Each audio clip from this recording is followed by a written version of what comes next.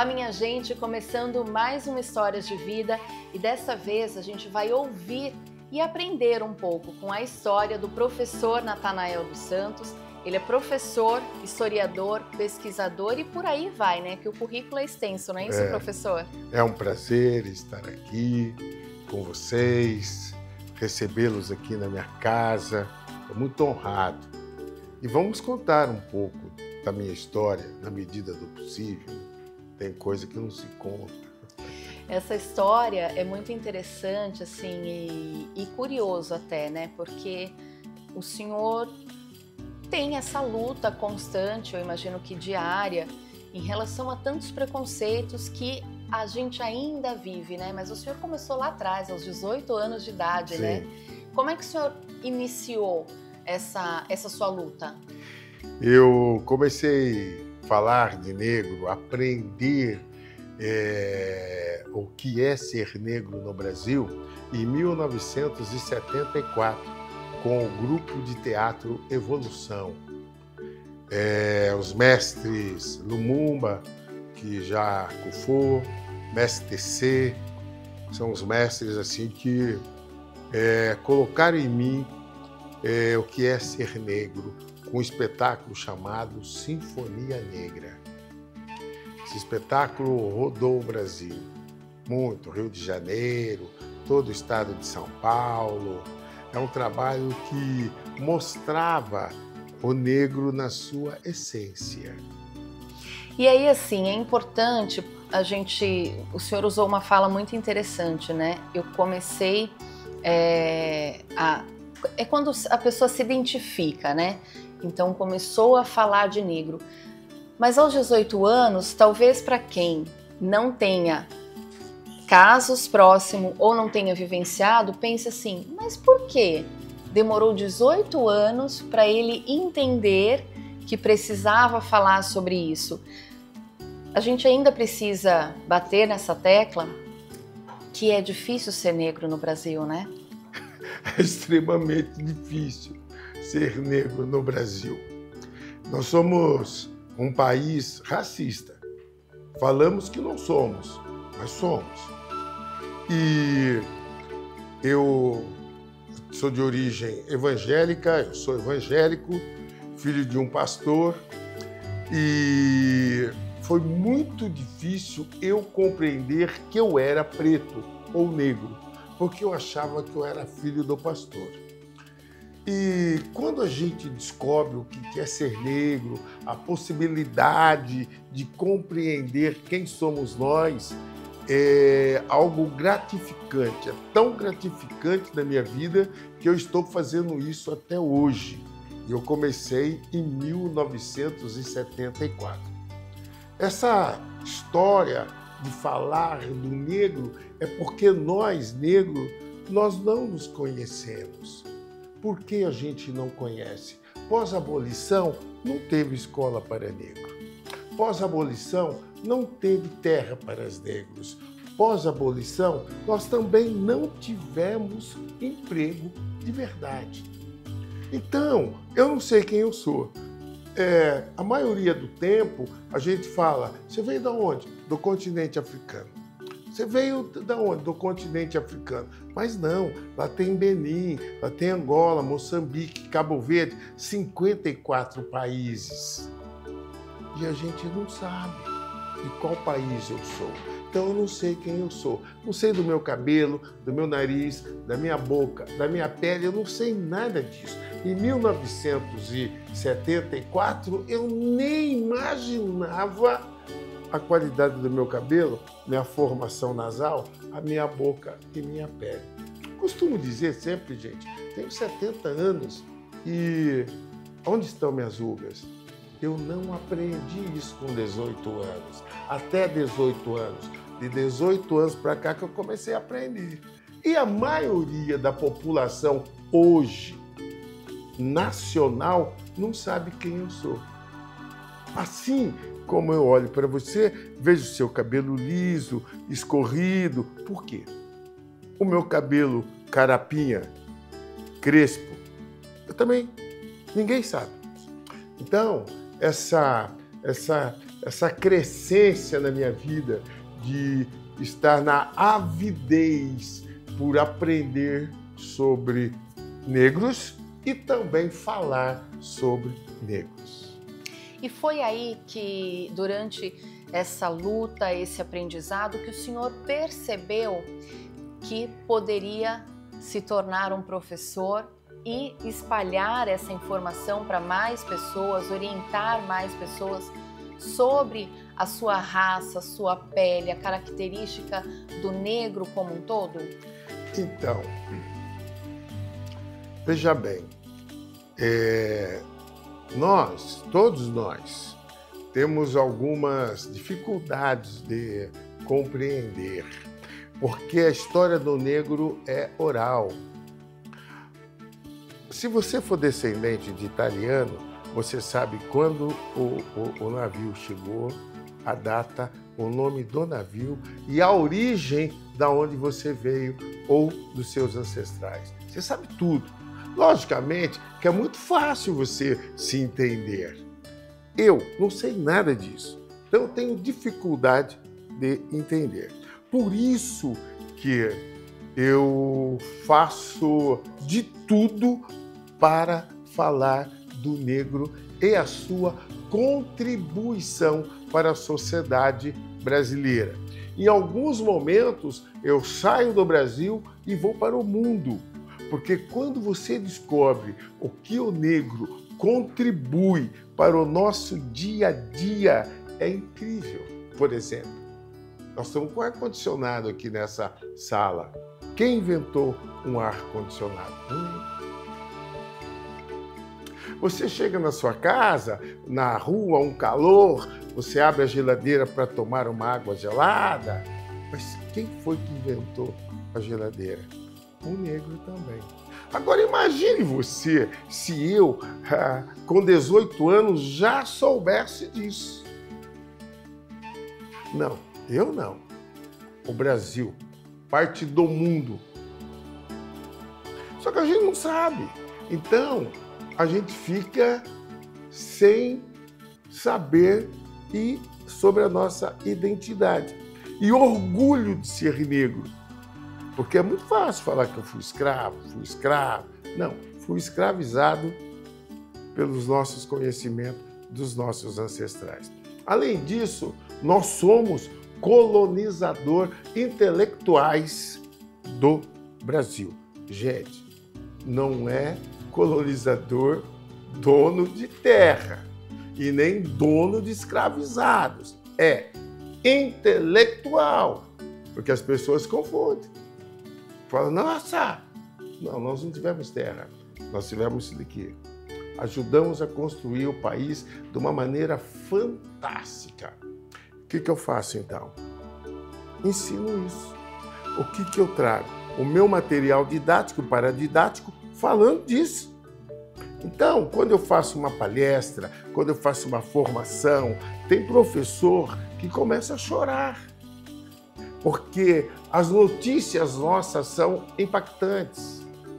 Você está vendo o violino aqui, ó. O violino é nosso. Como assim? É nosso. Então eu gosto de falar isso. O violino, a origem dele é o chifre da África. Aonde está o chifre da África? Etiópia. Ponto. Então quando eu conto isso, muda tudo. E aí o senhor, sendo professor, o senhor hoje, qual é a sua opinião? Porque assim, são tantas histórias importantes e muito mais relevante do que histórias dramáticas, quando envolvem negros, histórias tristes, que envolve mesmo o preconceito. O senhor acredita que faltou nas escolas, ou ainda falta, por exemplo, na educação do Brasil, ensinar essas coisas que o senhor falou? Porque parece ser simples para mim, mas para o senhor eu imagino que não foi. Não. Descobrir que quem inventou o ar-condicionado foi uma pessoa de pele preta, assim como quem inventou a geladeira. Então, eu até me arrepio em falar, porque eu imagino que para o senhor isso tem um significado muito grande. Deixa eu te contar. Eu faço muitas palestras. Antes de ontem, eu acho, eu fiz em Ponta Grossa. Ontem eu fiz em Curitiba. E domingo eu viajo para Espírito Santo. Saio do Espírito Santo, vou para Betim. E toda vez eu fico emocionado. Toda vez. Porque é muito grande essa história para nós. Para mim, é um mundo, é minha vida. E agora, quando nós fizemos a conta aqui, faz 51 anos que eu falo de preto. Não é 5 dias, nem 5 anos, nem 5 meses. 51. E ainda assim, a gente tem dificuldade de transitar de uma maneira tranquila. E ainda assim, você não é reconhecido por esse trabalho que eu faço. Eu tenho não sei quantos títulos de livros, não sei quantos. A coleção nossa atende 4 anos de idade ao ensino médio. Eu tenho livros infantis para 4 anos até o ensino médio. E o material didático. Então, olhe bem, eu, Natanael, assim, eu fico extremamente emocionado, principalmente hoje que eu estou sendo reconhecido em vida. Isso é muito importante. E o que te motivou, professor, a deixar para trás esse menino que limpava a caixa de gordura, que fazia trabalhos mais braçais, para se tornar um professor da importância que o senhor tem hoje, dado os prêmios que o senhor tem recebido e vai receber? E o senhor também é cofundador do Grupo de Estudos Afro-Brasileiro da Universidade de Campinas. Sim. Como é que o senhor entendeu que o senhor poderia ser alguém mais do que aquilo que a sociedade imaginava para o senhor? Professor Dr. José Amaral Lapa. Ele me viu e falou comigo que eu poderia ser grande, porque foi ele que me convidou para ser um dos fundadores do Grupo de Estudo Afro-Brasileiro da Unicamp. E ele mostrou para mim que eu poderia ser gigante. E depois também eu fui convidado a implantar um programa no MEC. E lá eu falei, eu sou gigante. E quando esse projeto do MEC acaba, eu sou convidado a escrever um livro. Eu escrevi meu primeiro livro. E eu não gostei dele, porque eu não sabia escrever, eu não era escritor. Aí eu escrevi mais 2 livros. Então fiz uma coleção com 3 livros sobre a africanidade. Foi muito rico e eu comecei a sentir esse sabor. Então, esse desejo de falar, e eu falo da contribuição do negro. Eu sei que tem todas as diferenças, mas isso todo mundo fala. Mas das minas de ouro, poucos falam. E por falar em Minas de Ouro, o senhor ganhou em 2019 Leão de Ouro em Cannes. Sim. Como é que aconteceu essa premiação tão importante? Na época, eu era coordenador de um grupo de estudo da Universidade Zumbi de Palmares. Eu era coordenador dos direitos humanos. E olha o que acontece.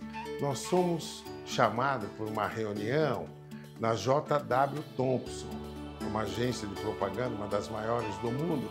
E quando eu chego lá, tinham muitos jovens, muitos, e querendo me ouvir.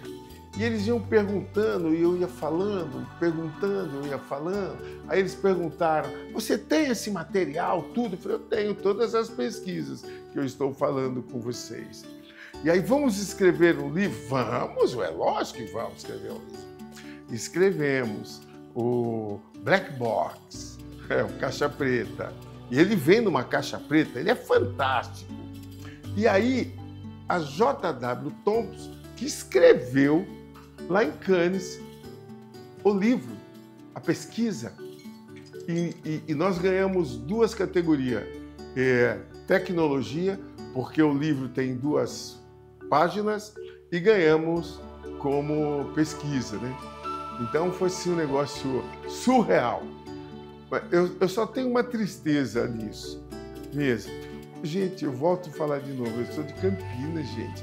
Eu ganhei um prêmio, é o Leão de Ouro em Cannes, é considerado o Oscar da literatura. Eu não fiz uma matéria sobre isso. E eu falei com muitos veículos de comunicações, que eu era campineiro, tinha ganhado esse livro, o livro é impactante. Eu não fiz uma matéria sobre isso. E não parou por aí, né? Porque esse ano o senhor também ganhou, recebeu a Comenda Abdias do Nascimento, neste ano de 2025. Então, assim, de 1974, o senhor não parou, né? Não parei.